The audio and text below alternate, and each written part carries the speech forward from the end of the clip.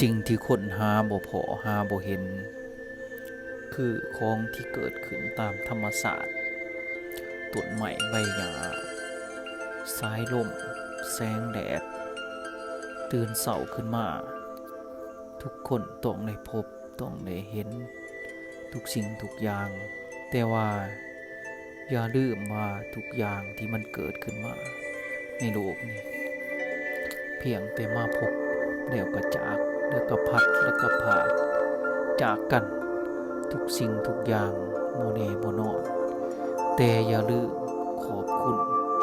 ใน3สิ่งนี้คือเวลาตื่นนอนก่อนจะนอนแต่เวลาใกล้จะนอนอย่าลืมขอบคุณตื่นเช้าขึ้นมาอย่าลืมขอบคุณธรรมชาติให้เฮาสดชื่นแจ่มใสเบิกบานต่อสู้กับวันใหม่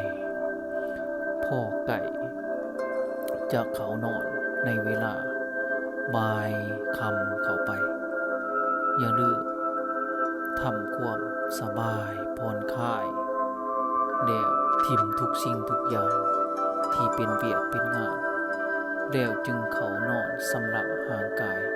ให้บริสุทธิ์ไหว้พระสวดมนต์อุทิศส่วนบุญส่วนกุศลไปยังสรรพสัตว์ทั้งหลายอุทิศส่วนบุญส่วนกุศลให้แก่ตนเอง